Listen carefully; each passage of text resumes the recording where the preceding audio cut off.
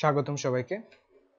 আজকে বাংলাদেশ বিষয়াবলী লেকচার 4-এ আমরা আমাদের বাংলাদেশের ইতিহাসের 1757 সাল থেকে 1947 সাল পর্যন্ত ইতিহাসটা নিয়ে পড়াশোনা করব, যা মূলত ঔপনিবেশিক শাসন। তাহলে শুরু করা যাক। প্রথমেই আমরা আমাদের শুরুতে দেখব বাংলায় ইউরোপীয়দের আগমন, কারণ আমাদের এই ঔপনিবেশিক শাসনের সূত্রপাত হয় ইউরোপীয়দের আগমনের মাধ্যমে, বাংলায় ব্যবসার উদ্দেশ্যে তাদের আগমনের মাধ্যমে। প্রথমত আমাদের এই ভারতীয় উপমহাদেশে যে ঔপনিবেশিক শক্তির আগমন ঘটে তা ছিল পর্তুগিজ। পর্তুগিজরা সর্বপ্রথম ভারতীয় উপমহাদেশে ইউরোপীয় ঔপনিবেশিক শক্তিগুলোর মধ্যে প্রবেশ করে। তো এখানে দেখতে পাচ্ছি আমরা পর্তুগিজ ছাড়াও আরো বিভিন্ন উপজাতি বাংলাদেশে প্রবেশ করেছে, বাংলা অঞ্চলে অথবা ভারতীয় উপমহাদেশে। তার মধ্যে ছিল ডেনমার্কের যারা অধিবাসী, যাদেরকে আমরা ডেনিশও বলে থাকি, বা বাংলায় আমরা বলে থাকি দিনেমার। দিনেমাররাও এসেছিল বাংলা অঞ্চলে। তারা যে জায়গায় বাংলা অঞ্চলে কুঠি স্থাপন করেছিল তা হচ্ছে শ্রীরামপুর। আমরা শ্রীরামপুরে মিশনের নাম শুনেছি, যেখানে উইলিয়াম কেরি পাদ্রী ছিলেন। তো দিনেমার বা ডেনিশরা শ্রীরামপুরে মিশন স্থাপন করেন, বা ওরা ওইখানে কুঠিও স্থাপন করেন। পরবর্তীতে শ্রীরামপুর যে কুঠিটা ডেনিশরা ইংরেজদের কাছে বিক্রি করে দেন। এখন ইংরেজের বিষয়টা যদি আমরা খেয়াল করি, মূলত ইংরেজরা ব্যবসার উদ্দেশ্যেই বাংলায় এসেছিল, কিন্তু আস্তে আস্তে তারা ক্ষমতার ঘাঁটি গেড়ে বসে। প্রথম যে জমিদারি বাংলা অঞ্চলে ইংরেজরা কিনে তিনি ছিলেন জব চার্নক, একজন ইংরেজ। ইনি 1690 সালে, এটা খুবই গুরুত্বপূর্ণ অবজেক্টিভ এগুলা, 1690 সালে কলকাতা, সুতানুটি ও গোবিন্দপুর, অর্থাৎ বর্তমান যে কলকাতা, এটার আশেপাশে আরো দুইটি এলাকা নিয়ে বর্তমান কলকাতা। এই যে এখন এলাকাগুলো দেখতে পাচ্ছেন, কলকাতা, সুতানুটি, গোবিন্দপুর, এগুলা নিয়ে বর্তমান কলকাতা গঠিত। এই অংশের জমিদারি জব চার্নক কিনে নেন। তার পরবর্তীতে যে উল্লেখযোগ্য ঘটনা ঘটে সেটা হচ্ছে 1700 সালে ফোর্ট উইলিয়াম দুর্গ নির্মিত হয় কলকাতায়। ইংরেজদের বিষয়টা যদি যায়, তারপর ফরাসিদের কথা আসে। ফরাসিরা কিন্তু বাংলা অঞ্চলে কুঠি গেড়েছিল এবং তাদের কুঠি ছিল চন্দননগরে। তো এখানে আমি বাংলা ইউরোপীয় আগমনদের অংশ থেকে যে গুরুত্বপূর্ণ অবজেক্টিভগুলো আসতে পারে সেগুলো প্রধানত নিয়ে এসেছি। আমি যথাসাধ্য চেষ্টা করেছি কোনো অতিরিক্ত কোনো কিছু আমার লেকচারে ইনক্লুড না করতে, যাতে আপনাদের অতিরিক্ত যা প্রধানত আপনার বিশেষ পরীক্ষায় আসে না, তারপরে আমাদের ডাইজেস্ট বা ক্লাস 9-10 বইয়ে ঠেসে দিয়ে রাখে, সেগুলো আমি অ্যাভয়েড করার চেষ্টা করেছি। তো এই অংশ থেকে এগুলোই গুরুত্বপূর্ণ অবজেক্টিভ। আমার পুরো লেকচারটা এরকমই থাকবে। আমি শুধু গুরুত্বপূর্ণ অংশগুলো এখানে দিব, যা খুব বেশি পরীক্ষায় আসে, যেগুলো আসার সম্ভাবনা কম, আমি সেই ধরনের বিষয়গুলো আমি অ্যাভয়েড করেছি। তারপরে অংশে যদি আমি আপনাদের দেখি যে কি বাংলার শেষ স্বাধীন নবাব, আপনারা অবশ্যই জানেন উনি কে, ছোটবেলা থেকে আমরা শুনে আসছি। বাংলার শেষ স্বাধীন নবাব ছিলেন নবাব সিরাজউদ্দৌলা। এখন এই ব্যক্তি সিরাজউদ্দৌলা, উনি আসলে কে ছিলেন? এই সিরাজউদ্দৌলা আসলে ছিলেন আমাদের আরেকজন নবাব আলীবর্দী খান ছিলেন তার প্রিয় দৌহিত্র, অর্থাৎ সবচেয়ে ছোট কন্যা আলীবর্দী খানের সবচেয়ে ছোট মেয়ের ছেলে ছিল সিরাজউদ্দৌলা। উনি খুবই প্রিয় পাত্র ছিলেন, খুবই প্রিয় একজন দৌহিত্র ছিলেন আলীবর্দী খানের। এই জন্য অন্যান্য কন্যা থাকা সত্ত্বেও সবচেয়ে ছোট কন্যার ছেলেকে উত্তরাধিকার মনোনীত করেছেন, যদিও বিষয়টা আনইউজুয়াল, বড় মেয়ের ছেলেকেই করার কথা। সেটি করেন 1757 সালে। কিন্তু এখানে কিন্তু আছে, এটা করার পর আলীবর্দী খানের যে বড় মেয়ে আমাদের ঘসেটি খালা সেটা সহ্য করতে পারেননি। সহ্য করতে না পেরে ঘসেটি খালা সিরাজউদ্দৌলার বিপক্ষে ষড়যন্ত্র শুরু করেন। একই সাথে ঘসেটি খালা জগৎ শেঠ, উমিচাঁদ, এদের মতো ধনাঢ্য ব্যক্তিদের ওনার দলভুক্ত করেন সিরাজউদ্দৌলার বিপক্ষে ষড়যন্ত্রে, এবং ইংরেজদের সাথেও হাত মিলান। নবাব সিরাজউদ্দৌলা কিন্তু ক্ষমতায় বসেই ইংরেজদের বিভিন্ন স্বেচ্ছাচারিতা প্রতিরোধ করার চেষ্টা করেন। প্রথমত ইংরেজরা দস্তক, মানে এক ধরনের আপনারা বর্তমানে ফাইল বলতে পারেন, যেটার জন্য ট্যাক্স দিতে হয় না, এটার অপব্যবহার করতো, ট্যাক্স দিতে হতো না। এছাড়া নবাবকে প্রটোকল যেটাকে বলি আমরা এখন, অর্থাৎ নবাবের সাথে দেখা করতে আসেন নাই নবাব সিংহাসনে বসার পর, এই জন্য ইংরেজদের বিরুদ্ধে এক ধরনের যুদ্ধ উনি জারি করেন, যেখানে উনি ইংরেজদের পরাজিত করে কলকাতার নাম রাখেন আলীনগর। এটা একটা গুরুত্বপূর্ণ অবজেক্টিভ। তবে পরবর্তীতে নবাব অন্ধকূপ হত্যা নামে একটি কনসেপ্ট আছে, যেখানে নবাব পরাজিত ইংরেজদের একটি সেলের ভিতর বন্দী করেন। সেখানে হলওয়েল নামে এক ব্যক্তি ছিলেন। হলওয়েল ব্যক্তি সেখান থেকে মুক্তি পেয়ে রটনা রটান যে নবাব নাকি একটা ছোট সেলে প্রায় 150 জনের মতোকে বন্দী করে রেখেছিলেন এবং এটা শ্বাসরোধ হয়ে হত্যা হয়। এটা শুনে তখনকার ভারতীয় অঞ্চলে একজন সেনাপতি ইংরেজ রবার্ট ক্লাইভ মহারাষ্ট্র থেকে বাংলার দিকে রওনা হন নবাবকে পরাজিত করার জন্য। এবং পরবর্তীতে ইংরেজদের সাথে নবাব আরেকবার যুদ্ধ হলে উনি পরাজিত হন। 1757 সালের 4 ফেব্রুয়ারি পরাজয়ের পর একটা লজ্জাজনক সন্ধি করতে হয় নবাবকে ইংরেজদের সাথে, যাকে আমরা বলি আলীনগর সন্ধি। ঘটনার প্রবাহ এখানেই শেষ নয়, তারপরেও নবাবের বিরুদ্ধে ষড়যন্ত্র চলতে থাকে এবং পরে যদি আমরা দেখি এই ষড়যন্ত্র গড়ায় পলাশীর যুদ্ধে গিয়ে। এই পলাশীর যুদ্ধে দুই পক্ষের মধ্যে আমাদের নবাবের পক্ষে নেতৃত্ব দিচ্ছিলেন মীর জাফর। মীর জাফরকেও সবাই আপনারা চেনেন। এবং ইংরেজ বাহিনী নেতৃত্বে ছিলেন রবার্ট ক্লাইভ। এবং এই যুদ্ধটা 23 জুন 1757 সালে অনুষ্ঠিত হয়। আপনারা একটু খেয়াল করবেন, এই যে সংখ্যাটা 23, এটা খুব মনোযোগ দিয়ে খেয়াল করবেন। এই 23টা কিন্তু বাংলার ইতিহাসে আরো অনেকবার পাবেন সামনে। 23 তারিখটা 23 জুন হতে পারে, 23 মার্চ হতে পারে। এবং এই যুদ্ধটা হয়েছিল ভাগীরথী নদীর তীরে যে পলাশীর আম্রকানন আছে সেই জায়গায় এই যুদ্ধটা সংঘটিত হয়েছিল। তো পলাশী যুদ্ধ সম্পর্কে ইতিহাস অনেক বড়, কিন্তু আমি যদি বলি বিসিএস এর জন্য গুরুত্বপূর্ণ অবজেক্টিভ কি, এইগুলাই। আপনার বিগত বছরে যদি দেখেন পলাশী যুদ্ধ থেকে হয়তো এই ধরনের অবজেক্টিভ এসেছে, এই ধরনের বাইরে কোনো ধরনের অবজেক্টিভ আসার কথা না পলাশী যুদ্ধের অংশ থেকে। তাই আমি শুধু ফিল্টার করে গুরুত্বপূর্ণ অংশগুলো এখানে ইনক্লুড করেছি। তারপরে অংশে আমরা যাব বক্সারের যুদ্ধ। পলাশী যুদ্ধের পর আমাদের বাংলা অঞ্চলে যে যুদ্ধ দেখতে পাই সেটা হচ্ছে বক্সারের যুদ্ধ। নবাব সিরাজউদ্দৌলার পতনের পর মীর কাসিমকে ইংরেজরা ক্ষমতায় বসান, কিন্তু মীর কাসিমও একটু স্বাধীনচেতা হয়ে ওঠেন। উনি ইংরেজদের নিয়ন্ত্রণ থেকে বাংলা অঞ্চল সরানোর জন্য উনি বাংলার মুর্শিদাবাদ থেকে রাজধানী নিয়ে যান মুঙ্গেরে, এবং ইংরেজরা এটা সহ্য করেনি। এবং একই সাথে ইংরেজদের স্বেচ্ছাচারিতা রোধ করার জন্য উনি ফরাসিদের সাথে চুক্তি করেন বা সন্ধি করেন। এবং তখন ইউরোপে ইংরেজ ও ফরাসিদের মধ্যে যুদ্ধ চলছিল, এরই জের ধরে ফরাসিদের মধ্যে এবং ইংরেজদের মধ্যে একটা যুদ্ধ বেঁধে যায় বাংলা অঞ্চলে, এবং সেখানে মীর কাসিম ফরাসিদের সাথে একটি সন্ধি করেন। কিন্তু অবশেষে মীর কাসিমও এই যুদ্ধে পরাজিত হয়ে যান। এই হলো বক্সারের যুদ্ধ, যা সংগঠিত হয় 1764 সালে। তারপরের অংশে আমরা একটি গুরুত্বপূর্ণ বিষয় নিয়ে পড়াশোনা করব। এই চার্টটা খুবই গুরুত্বপূর্ণ। আপনার ডাইজেস্টে যদি দেখেন, এই যে উল্লেখযোগ্য ঘটনার জায়গায় এখানে আরো অনেক ইভেন্টের নাম আছে, কিন্তু যেগুলো বিসিএস এ আসার কথা বা সবচেয়ে গুরুত্বপূর্ণ আমি শুধু সেগুলোই রেখেছি। আমরা এখানে দেখব আমরা বাংলা কে কে শাসন করেছেন, কোন কোন ইংরেজ শাসক। সেখানে প্রথমে আসে লর্ড ক্লাইভ।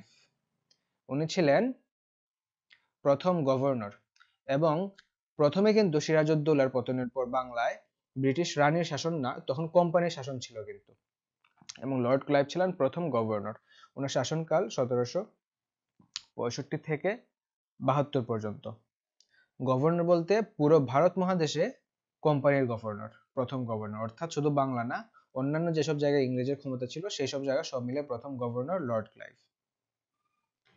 তাই দেখবেন 1765 থেকে 72 সাল পর্যন্ত লর্ড ক্লাইভ থাকলেও এখানে যখন বলা হলো 1770 সালে, অর্থাৎ 76-এর মন্বন্তর বা দুর্ভিক্ষ যাকে বলা হয়, তখন বাংলার গভর্নর ছিলেন লর্ড কর্টিয়ার। আপনাদের প্রশ্ন আসতে পারে, যদি ক্লাইভ 72 পর্যন্ত ক্ষমতায় থাকে, 1770 সালে বাংলার গভর্নর লর্ড কর্টিয়ার হয় কিভাবে? কারণ লর্ড ক্লাইভ ছিলেন পুরো ভারতবর্ষের গভর্নর, আর বাংলা গভর্নর ছিলেন লর্ড কর্টিয়ার। একই সাথে ক্লাইভ কিন্তু দ্বৈত শাসনের প্রবক্তা, অর্থাৎ দ্বৈত শাসনের অর্থ বোঝায় আমাদের বাংলাদেশে জাতীয় রাজস্ব বোর্ড এনবিআর যদি সরকারের নিয়ন্ত্রণের বাইরে চলে যায় তাহলে কেমন হবে বলুন। অর্থাৎ এনবিআর কিন্তু টাকা ইনকাম করবে, কিন্তু সরকারকে খরচ দেওয়ার জন্য সে বাধ্য না। আবার সরকারের কিন্তু ধরেন অ্যাডমিন ক্যাডার বা জনপ্রশাসন বিভাগ বা অন্যান্য মন্ত্রণালয়, তাদের কিন্তু শাসন কার্য পরিচালনা করতে হবে। তাইলে বিষয়টা কি দাঁড়ালো, এনবিআর ইচ্ছামতো টাকা তুলতে পারবে, কিন্তু বিভিন্ন মন্ত্রণালয়কে কত টাকা দেবে এটা এনবিআর এর ইচ্ছা, আবার অন্যদিকে বিভিন্ন মন্ত্রণালয়ের দেশ পরিচালনা করতে হবে কিন্তু টাকা পয়সার ক্ষমতা তার নাই। তো বিষয়টা দ্বৈত শাসন এরকমই ছিল যে কোম্পানি তখন বাংলা অঞ্চলে আপনার ট্যাক্স কালেকশনের দায়িত্ব পায়, কিন্তু শাসনের দায়িত্ব তার ছিল না। অন্যদিকে শাসনের দায়িত্ব ছিল বাংলার যারা দেশীয় শাসক তাদের। এই অবস্থাকে বলে দ্বৈত শাসন। এখন ওয়ারেন হেস্টিংস, শেষ গভর্নর ও প্রথম গভর্নর জেনারেল। শেষ গভর্নর বলতে বোঝায় অর্থাৎ কোম্পানি নিযুক্ত যে শাসক ছিলেন উনি গভর্নর, এবং কোম্পানি নিযুক্ত শেষ শাসক ছিলেন ওয়ারেন হেস্টিংস।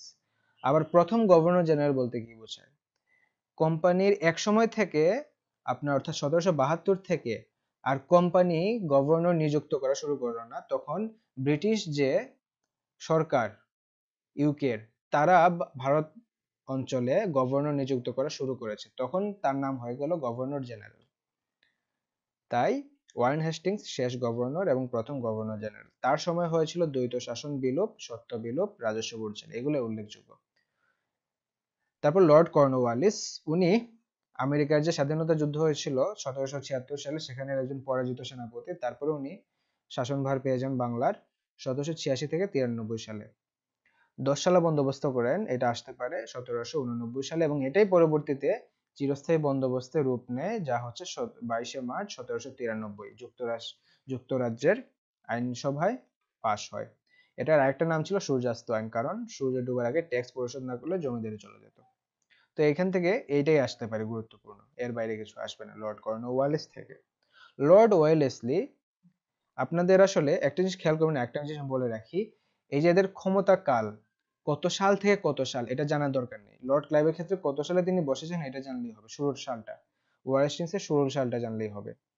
আবার কর্নওয়ালিসের শুরুর সালটা জানা এত গুরুত্বপূর্ণ না, ওনার কর্মকাণ্ড কি কি করেছেন সেটাই গুরুত্বপূর্ণ। লর্ড ওয়েলেসলির ওনার যে সালটা জানা গুরুত্বপূর্ণ না, তবে উনি ফোর্ট উইলিয়াম কলেজ প্রতিষ্ঠা করেছেন, এটা জানবেন। লর্ড উইলিয়াম বেন্টিং, ভারতের প্রথম governor general. Lord William Bentinck তাহলে কে ছিলেন? ভারতের প্রথম গভর্নর জেনারেল। আপনাদের একটা কনফিউশন হতে পারে, আপনি আমাকে প্রশ্ন করেন যে আমি তো বললাম প্রথম গভর্নর জেনারেল ওয়ারেন হেস্টিংস। একটা জিনিস খেয়াল করুন, যত সময় গেল ইংরেজদের ক্ষমতা কিন্তু ভারতে আরো বৃদ্ধি পেতে থাকলো। উনি কিন্তু ভারতে যে ব্রিটিশ অ্যাফেয়ার্স গুলো ছিল, মানে ব্রিটিশের যে কাজকর্ম সবগুলো বিষয়ে প্রথম গভর্নর জেনারেল ছিলেন ওয়ারেন হেস্টিংস। কিন্তু ভারতে যখন ওদের ক্ষমতা আরো বৃদ্ধি হলো, অর্থাৎ মোটামুটি সম্পূর্ণ ভারতে ওনাদের ক্ষমতা পাকাপোক্ত হলো, তখন পুরো ভারতের জন্য যাকে গভর্নর জেনারেল নিয়োগ করা হয় তিনি হচ্ছেন লর্ড উইলিয়াম বেন্টিং, এবং তিনি ছিলেন ভারতের প্রথম গভর্নর জেনারেল। তাহলে যদি শুধু আপনাকে প্রশ্ন করে প্রথম গভর্নর জেনারেলকে ওয়ারেন হেস্টিংস, আর যদি পুরো ভারতের প্রথম গভর্নর জেনারেল বলে, এটা হচ্ছে লর্ড উইলিয়াম বেন্টিং। তারপর ওনার যে উল্লেখযোগ্য কাজ সতীদাহ প্রথা বিলুপ 1829 সালে, এবং এখানে সাহায্য করেছিলেন অর্থাৎ অবদান রেখেছেন রাজা রামমোহন রায়। কিন্তু এটা যেহেতু ওনার আইনি ক্ষমতা ছিল না রাজা রামমোহন রায়, আইনি ক্ষমতা ছিল উইলিয়াম বেন্টিং এর জন্য, আপনি যদি বলে প্রশ্ন করে সতীদাহ প্রথা কে বিলুপ করে, আপনি রামমোহন রায় উত্তর দিবেন না, আপনি উত্তর দিবেন লর্ড উইলিয়াম বেন্টিং। ডালহৌসি, ডালহৌসির সময়কালে তো গুরুত্বপূর্ণ না কত সাল থেকে কত সালে ছিলেন, তবে ডালহৌসি কি করেছেন এটা গুরুত্বপূর্ণ। বিধবা বিবাহ আইন প্রণয়ন করেছেন 56 সালে, রেল লাইন চালু করেছেন, সিভিল সার্ভিস, এটা তো খুবই গুরুত্বপূর্ণ, এটা ডালহৌসি করেছেন। লর্ড ক্যানিং, শেষ গভর্নর জেনারেল ও প্রথম viceroy, sorry for the miss spelling, এটা ভাইসরয় হবে, বানানটা ঠিক না। লর্ড ক্যানিং শেষ গভর্নর জেনারেল এবং প্রথম ভাইসরয় 1856 থেকে 1862। এখন শেষ গভর্নর জেনারেল বলতে কি বোঝায়, অর্থাৎ আপনার গভর্নর জেনারেল যে নিযুক্ত হতো সেটা কিন্তু ছিল ব্রিটিশ সরকার বা আইনসভা নিযুক্ত করতো কিন্তু। এবং যখন 1857 সালে সিপাহী বিদ্রোহ হলো তখন কিন্তু ভারতবর্ষে কোম্পানির শাসনের অবসান হয়ে গেল। অর্থাৎ আগে এর আগ পর্যন্ত কোম্পানির যে শাসক ভারতবর্ষে, সেটা ব্রিটিশ আইনসভা নিযুক্ত করত। কিন্তু আপনার যখন সিপাহী বিদ্রোহ হলো, কোম্পানির শাসন শেষ করে দেওয়া হলো, তখন সরাসরি ভারতবর্ষে মহারানীর শাসন জারি করা হলো, অর্থাৎ ব্রিটিশ রানী। তখন রানী শাসনটাই ভারতবর্ষে জারি করা হয় এবং রানীর যে প্রতিনিধি ছিল উনাকে বলা হতো ভাইসরয়। তাই লর্ড ক্যানিং ছিলেন প্রথম ভাইসরয়। লর্ড ক্যানিং এর কাজ হচ্ছে উল্লেখযোগ্য কাগজে মুদ্রা, সিপাহী বিদ্রোহ ওনার সময় হয়েছে, পুলিশ ব্যবস্থা লর্ড ক্যানিং করেছেন, প্রথম বাজেট ওনার সময় হয়েছে। স্পেলিং গুলো একটু ভুল এসেছে, এই জন্য আমি দুঃখিত। লর্ড রিপন, লর্ড রিপনের জন্য আপনার ওনার সময়কাল গুরুত্বপূর্ণ না, তবে হান্টার কমিশনটা ওনার সময় ছিল, একটু মনে রাখবেন। লর্ড কার্জন, ওনার সময়কালটা গুরুত্বপূর্ণ না, তবে বঙ্গভঙ্গ কার্জন হল স্থাপন ওনার সময় হয়েছিল। লর্ড হার্ডিঞ্জ, ওনার সময়টা গুরুত্বপূর্ণ না, তবে বঙ্গভঙ্গ রদ উনি করেছিলেন এবং হার্ডিঞ্জ ব্রিজ ওনার সময় নির্মিত। লর্ড মাউন্টব্যাটেন আপনারা সবাই জানেন 1947 সালে ভারত বিভাগের সময় ভাইসরয় ছিলেন এবং ভারত স্বাধীনতা আইন পাশ হয় ওনার সময় 18 জুলাই 1947। তো বিভিন্ন শাসকদের ব্যাপারে সবচেয়ে ইম্পর্টেন্ট যে বিষয়গুলো এগুলো এখানে উল্লেখ করা হলো, আপনারা এগুলা অবশ্যই পড়বেন। তারপরে আমরা আগে এখন এই অংশে আমরা কিছু আইন দেখব। এর আগে আমি কিছু ব্যবস্থা দেখেছি, এখন কিছু আইন দেখব। শাসক লর্ড ক্লাইভের সময় দ্বৈত শাসন ব্যবস্থা এক ধরনের আইনি ব্যবস্থা, এটা 1765 সালে প্রণীত হয়, এটা গুরুত্বপূর্ণ। লর্ড কর্নওয়ালিসের সময় চিরস্থায়ী বন্দোবস্ত, অর্থাৎ একটা নির্দিষ্ট টাকা দেওয়ার সাপেক্ষে আপনি জমিদারি পাবেন একটা নির্দিষ্ট সময়ের ভেতরে, সেটা 1793 হয়। উইলিয়াম বেন্টিং এর সময় সতীদাহ প্রথা নিষিদ্ধ, আগেও দেখেছি। লর্ড কার্জনের বঙ্গভঙ্গ রদ 1905 গুরুত্বপূর্ণ, বঙ্গভঙ্গ রদ 1911 এটা আমরা আগেও দেখেছি।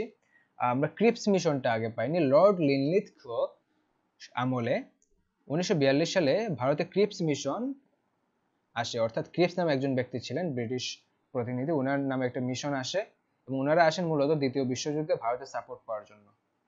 লর্ড ওয়াভেলের আমলে ক্যাবিনেট মিশন আসে 1946 সালে, খুবই গুরুত্বপূর্ণ কারণ এটার কাজ ছিল ক্ষমতা হস্তান্তরের বিষয়ে ভারতীয় প্রতিনিধিদের সাথে আলোচনা করা। আর লর্ড মাউন্টব্যাটেনের সময়ে ভারত স্বাধীনতা আইন 1947, এটা আমরা আগেও দেখেছি আগের পৃষ্ঠাতে। তাহলে এইগুলো খুবই খুবই গুরুত্বপূর্ণ, আপনারা অবশ্যই এগুলা হাই ফ্রিকোয়েন্সি কোয়েশ্চেন, এগুলো একটু দেখে নেবেন। আচ্ছা, একটা জিনিস মিস করে গিয়েছি, আপনার যদি বলা হয় বঙ্গভঙ্গ রদ কে করেছেন, অবশ্যই বলবেন রাজা পঞ্চম জর্জ। হার্ডিঞ্জের আমলে হয়েছে কিন্তু করেছেন রাজা পঞ্চম জর্জ 1911 সালে। এখন আমরা দেখব ইংরেজ আমলে কিন্তু বিভিন্ন সংস্কার আন্দোলনও হয়েছে, নবজাগরণও হয়েছে, রেনেসা বলতে পারি নবজাগরণকে। কি কি হয়েছে আমরা প্রথমেই দেখি। প্রথমে যে বিদ্রোহ আসছে সেটা হচ্ছে ফকির সন্ন্যাসী বিদ্রোহ। সিরাজউদ্দৌলাকে পরাজিত করার পরেই প্রথম যে বিদ্রোহ সংঘটিত হয় এটা হচ্ছে ফকির সন্ন্যাসী বিদ্রোহ। সাধারণত আমাদের ফকির সন্ন্যাসীরা বিভিন্ন ধরনের সুরক্ষার জন্য এক ধরনের অস্ত্র ব্যবহার করতেন, দেশীয় অস্ত্র সাথে রাখতেন এবং ওনারা যেটাকে বলে দাঁড়ে দাঁড়ে অথবা বিভিন্ন গৃহস্থের বাড়ি থেকে ওনারা মুষ্টি ভিক্ষা অথবা ওনাদের দিনানিপাত করার জন্য ওনারা জীবিকা নির্বাহ করার জন্য আপনারা বলতেন চাল ডাল অথবা এগুলো সংগ্রহ করতেন। তো এগুলোর বিরুদ্ধে ওনাদের ডাকাত বলে একটা আখ্যা দেয় ইংরেজরা এবং ওনাদের এগুলো নিষিদ্ধ করে দেয়। ফলে 1760 থেকে 1800 সাল পর্যন্ত ফকির সন্ন্যাসীরা ইংরেজদের বিরুদ্ধে লড়াই করে যান। এর মধ্যে গুরুত্ব অবজেক্টিভ হচ্ছে ফকির অংশের নেতা ছিলেন কিন্তু মজনু শাহ, সন্ন্যাসী অংশের নেতা ভবানী পাঠক। তবে দুঃখজনকভাবে এই আন্দোলনটা আস্তে আস্তে সীমিত হয়ে যায় এবং একসময় 1800 সালের দিকে এটা আন্দোলনটা থেমে যায়। নবজাগরণ ও সংস্কার আন্দোলন। নবজাগরণ বলতে আমরা বাংলায় রেনেসা বুঝি, অর্থাৎ বাংলায় নতুন ধরনের চিন্তা ভাবনা বা নতুন ধরনের মধ্যযুগের চিন্তা ভাবনা ছেড়ে নতুন ধরনের চিন্তা ভাবনা ইনজেক্ট করা, নতুন সভ্যতার ইনজেক্ট করা।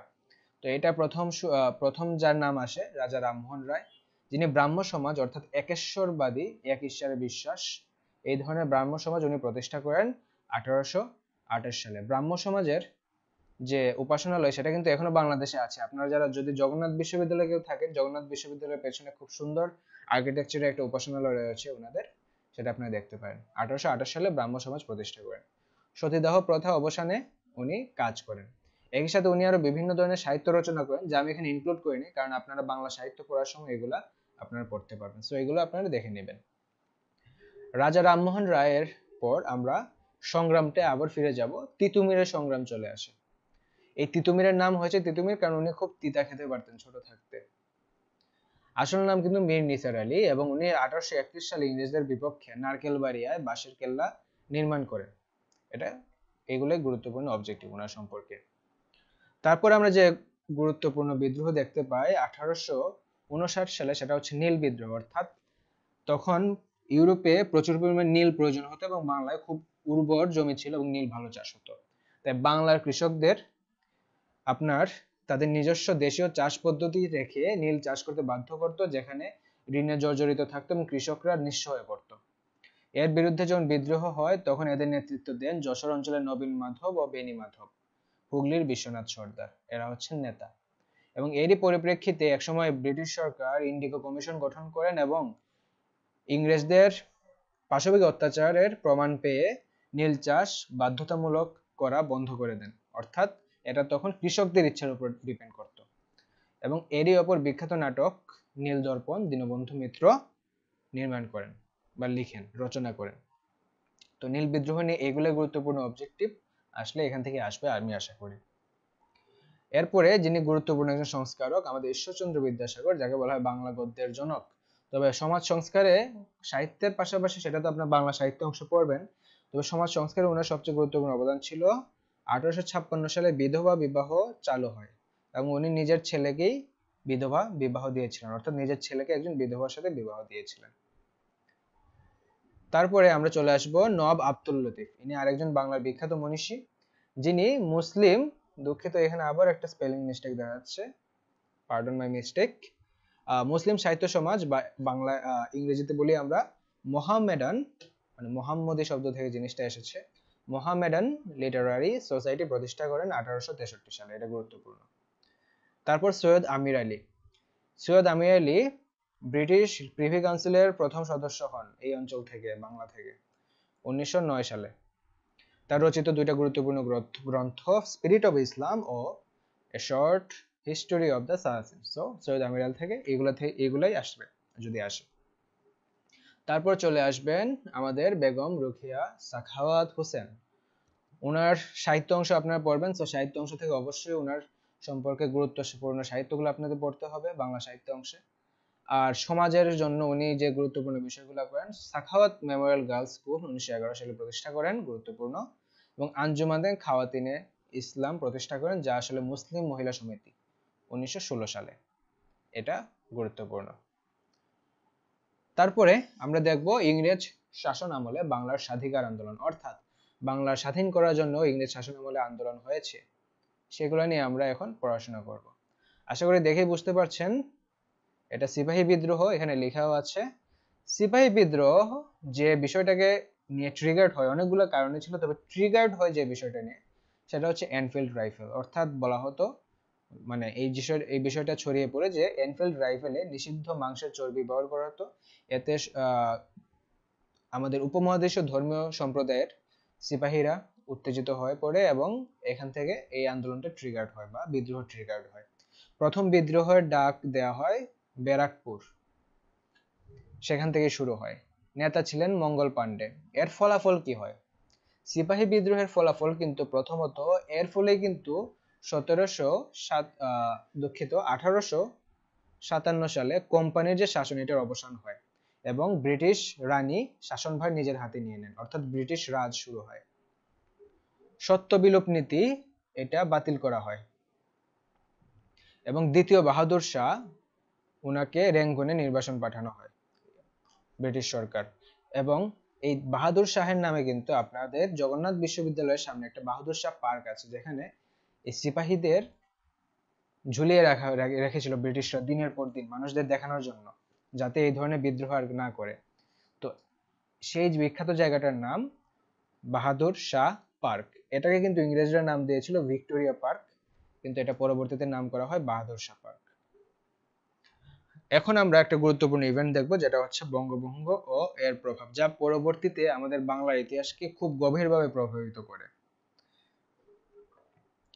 বঙ্গভঙ্গের বিষয়টা কিভাবে আসে? মূলত আমাদের বাংলাদেশ, বর্তমান বাংলা অঞ্চল পিছিয়ে পড়া অঞ্চল থাকার কারণে এখানে আমাদের মুসলিম সমাজ থেকে দাবি ওঠে একটি পৃথক অঞ্চল করার জন্য, এবং এরই প্রেক্ষিতে ব্রিটিশরা আরো অনেক কারণ ছিল, প্রশাসনিক, অর্থনৈতিক, আর বিভিন্ন কারণ ছিল, সব মিলিয়ে তারা চিন্তা করে যে ওই সময় যে বাংলা অঞ্চল, আসাম অঞ্চল, পশ্চিমবঙ্গ, বিহার, ওড়িশা নিয়ে বিশাল যে অঞ্চল ছিল, এটাকে শাসন করা কষ্টকর ছিল। তারা চিন্তা করে এটাকে আমরা ভাগ করে ফেলবো দুই ভাগে, যেটা বাস্তবায়িত হয় 1905 সালের 16 অক্টোবর। এবং এর ফলে আমাদের বর্তমান বাংলাদেশ অর্থাৎ বাংলা এবং আসাম অঞ্চল নিয়ে পূর্ববঙ্গ আসাম গঠিত হয়, যার প্রথম শাসক নিযুক্ত করা হয় লেফটেন্যান্ট ব্যামফিল্ড ফুলার। এবং আমাদের পশ্চিমবঙ্গ এবং ওইদিকে বিহার এবং ওড়িশা নিয়ে অন্ধ্রপ্রদেশ গঠন করা হয়। এরই ফলস্বরূপ মুসলমানদের অধিকার নিশ্চিত করার জন্য 1906 সালে মুসলিম লীগের প্রথম সভা হয় এবং মুসলিম লীগ গঠিত হয়। সেই সভায় ভিকারুল মুলক সভাপতিত্ব করেছিলেন। উনি সভাপতি ছিলেন না, উনি সভাতে সভাপতিত্ব করেছিলেন। তো এটা একটু খেয়াল করবেন। কিন্তু দুঃখজনকভাবে এই বঙ্গভঙ্গকে কেন্দ্র করে আন্দোলন গড়ে ওঠে, বঙ্গভঙ্গের বিরোধিতা করা হয় এবং তুমুল বিরোধিতার মুখে রাজা পঞ্চম জর্জ 1911 সালে 12 ডিসেম্বর বঙ্গভঙ্গ বাতিল বা রদ ঘোষণা করেন। তারপরে আমরা এই বঙ্গভঙ্গকে কেন্দ্র করে কিন্তু স্বদেশী আন্দোলন গড়ে ওঠে, অর্থাৎ বঙ্গভঙ্গ যারা চায় না অথবা এটা মেনে নিতে পারেনি সেখান থেকে স্বদেশী আন্দোলন শুরু হয় এবং স্বদেশী আন্দোলনকে কেন্দ্র করে রবীন্দ্রনাথ ঠাকুর গান রচনা করেন, যেখানে ছিল আমার সোনার বাংলা কবিতাটি উনি রচনা করেন এবং বাংলার মাটি বাংলার জল সনেট রচনা করেন। ওই সময় একই সাথে চারণ কবি মুকুন্দ দাস, মূলত বাংলার বরিশাল অঞ্চলে উনি ছিলেন, উনি স্বদেশী আন্দোলনকে উদ্বুদ্ধ করার জন্য বিভিন্ন গান রচনা করেন এবং স্বদেশী আন্দোলন করার জন্য ক্ষুদিরামের ফাঁসি হয়। স্বদেশী আন্দোলন ঘিরে আরো একটা গুরুত্বপূর্ণ বিষয় ছিল যা বয়কট বলা হয়, অর্থাৎ বয়কট আন্দোলনটা খুব গুরুত্বপূর্ণ এবং এবং এবং খুবই আপনার এক ধরনের আন্দোলনকে এক ধরনের এটা একটা পুশ দেয় এবং বয়কট এই সময় থেকে জনপ্রিয় হয়, যা বর্তমানে আমরা বয়কট বিষয়টা বিভিন্ন জায়গায় দেখতে পাই। তখন ছিল ব্রিটিশ বিভিন্ন পণ্য বয়কট করা এবং দেশি পণ্য গ্রহণ করা। তার পরবর্তীতে আরেকটি বিখ্যাত বিদ্রোহ হয়, যেটা হচ্ছে চট্টগ্রামের অস্ত্রাগার লুণ্ঠন। চট্টগ্রাম কিন্তু ইন্টারেস্টিংলি একদিনের জন্য স্বাধীন ছিল। আমাদের মাস্টারদা সূর্য সেন চট্টগ্রাম অস্ত্রাগার লুণ্ঠন করেন এবং স্বাধীনতা ঘোষণা করেন। সেটা হয় 18 এপ্রিল 1930। নেতৃত্বে ছিলেন মাস্টারদা সূর্য সেন এবং ওনারই শিষ্য বলা যায় প্রীতিলতা ওয়াদ্দেদার। উনি পাহাড়তলি ইউরোপিয়ান ক্লাব, যেখানে আপনার ইউরোপিয়ানদের জন্য একটা ক্লাব ছিল, সেটা আক্রমণ করেন। তারপরে আমাদের গুরুত্বপূর্ণ যে অংশটা আসে সেটা হচ্ছে লাহোর প্রস্তাব। লাহোর প্রস্তাব কিন্তু প্রণীত হয় মোহাম্মদ আলী জিন্নাহের দ্বিজাতি তত্ত্বের ভিত্তিতে এবং এই দ্বিজাতি তত্ত্বের ভিত্তিতে লাহোর প্রস্তাব ঘোষণা করা হয় 23 মার্চ 1940 সালে। খুবই গুরুত্বপূর্ণ একটা অবজেক্টিভ। আপনাদের আমি শুরুতে বলেছিলাম 23 সংখ্যাটা খুব ভালো করে খেয়াল করবেন। এই যে 23টা আবার চলে এসেছে। শেরেবাংলা একলিয়া ফজলুল হক এই লাহোর প্রস্তাব ঘোষণা করেন। এই প্রস্তাবের আরেকটি নাম ছিল পাকিস্তান প্রস্তাব। এটা খুবই গুরুত্বপূর্ণ। যদিও লাহোর প্রস্তাবে স্টেটস বলা হয়েছিল বহুবচন, কিন্তু 1946 সালে মোহাম্মদ আলী জিন্নাহ এটা একটু পরিবর্তন আনেন এবং স্টেটস কেটে স্টেট অর্থাৎ এক বচনে শুধু স্টেট শব্দ ইউজ করেন, যেখানে স্টেটস বলতে বোঝানো হয়েছিল 1940 সালে অর্থাৎ মুসলিম সংখ্যাগরিষ্ঠ অঞ্চল নিয়ে বিভিন্ন মাল্টিপল রাষ্ট্র গঠিত হবে, বাংলাদেশ পাকিস্তান ওইদিকে। কিন্তু পরবর্তীতে এস কেটে দেওয়ার কারণে অর্থাৎ স্টেট হয়ে যাওয়ার কারণে জিন্নাহ পরবর্তীতে যে কাজটা করেছেন উনি স্টেট রূপান্তর করেছেন স্টেটসকে, তখন শুধু একটা রাষ্ট্র পাকিস্তান গঠিত হলো এক বচন। বিভাগ পূর্ব রাজনীতি অর্থাৎ 1947 সালে যে চূড়ান্ত ভাবে আমাদের দেশ বিভাগ হয়, ভারত পাকিস্তান দুইটি রাষ্ট্রের জন্ম হয়, এইটার পূর্বে কি রাজনীতিগুলো হয়েছে, অর্থাৎ এই যে এইদিকে ধাবিত হয়েছে ইতিহাসটা কি কি কারণে ধাবিত হয়েছে সেটা আমরা দেখব। প্রথম এই 1937 সালে কিন্তু বাংলায় প্রথম নির্বাচন হয় এবং বাংলার প্রথম মুখ্যমন্ত্রী হন শেরেবাংলা একে ফজলুল হক এবং উনি নির্বাচন করেন কৃষক প্রজা পার্টি থেকে। এরই ধারাবাহিকতায় 1942 সালে ক্রিপস মিশন ভারতে আসে, অর্থাৎ তখন বিশ্বযুদ্ধ চলছিল, ভারতের সমর্থন দরকার। তখন ক্রিপস মিশন ভারতে আসে ভারতের সমর্থন পাওয়ার জন্য এবং ক্রিপস মিশন বলে আমরা এর বিনিময়ে ভারতকে পূর্ণ স্বায়ত্তশাসন দিয়ে দিব। দুঃখজনকভাবে দ্বিতীয় বিশ্বযুদ্ধের জন্যই আমাদের বাংলার শস্য মজুতকরণের কারণে 1943 সালে একটা ভয়াবহ দুর্ভিক্ষ দেখা দেয়, যাকে 50-এর মন্বন্তর বলা হয়। এখানে একটা গুরুত্বপূর্ণ খেয়াল করবেন, 1770 সালে রবার্ট ক্লাইভ, যা বাংলা 1176 সন, ওই সময়ে যে দুর্ভিক্ষ হয় সেটাকে 76-এর মন্বন্তর বলে। 1943 সালে যে দুর্ভিক্ষ হয় সেটাকে বলা হয় 50-এর মন্বন্তর, অর্থাৎ বাংলা খুব সম্ভবত 1350 সাল ছিল। 46 সালে ওয়াভেল মিশন ভারতে আসে, যখন ভারত ব্রিটিশ সরকারের পক্ষে শাসন করা আর সম্ভব ছিল না, অসম্ভব হয়ে ওঠে, তখন ওয়াভেল মিশন ভারতে আসে ভারতের প্রতিনিধিদের সাথে বিভিন্ন রাজনৈতিক দলের সাথে আলোচনা করতে যে ভারতের শাসন ক্ষমতা কিভাবে হস্তান্তর হবে। এরই ধারাবাহিকতায় 18 জুলাই 1947 ব্রিটিশ পার্লামেন্টে ভারত শাসন আইন পাশ হয়। ভারত শাসন আইন পাশ হওয়ার পর এরই ফলস্বরূপ 14 আগস্ট 1947 পাকিস্তান রাষ্ট্রের জন্ম হয় এবং 15 আগস্ট 1947 ভারত রাষ্ট্রের জন্ম হয়। তো আমাদের এই 57 সাল থেকে 47 সাল পর্যন্ত ইতিহাসটা আপনারা জানেন, কয়েকটা বই লেখা যাবে, কয়েকটা বই লিখেও শেষ করা যাবে না। তাই আপনারা খুব চেষ্টা করবেন বিগত বছর প্রশ্নগুলা, যেগুলো আমি ফিল্টার করে এই ধরনের প্রশ্নগুলোই মূলত আসে, আমি এখানে যা এনেছি এগুলাই আসে, অর্থাৎ সাল জিজ্ঞেস করে, তারিখ জিজ্ঞেস করে, অথবা গুরুত্বপূর্ণ নেতা এবং বিভিন্ন ভারতীয় শাসকদের কার্যকলাপ এবং বিভিন্ন মনীষী রামমোহন রায়, সৈয়দ আমির আলী, এদের আপনার কি কি কীর্তি আছে এদের বিষয়গুলো জিজ্ঞেস করে। তো এই বিষয়গুলো আমি এখানে তুলে এনেছি। তো এই ধরনের অবজেক্টিভ বা সেম টাইপের অবজেক্টিভগুলো আপনারা পড়বেন এবং এই টাইপের বাইরে যে অতিরিক্ত বিষয়গুলো আছে সেগুলো আপনারা অ্যাভয়েড করবেন। তো আজকের জন্য এতটুকুই, ধন্যবাদ।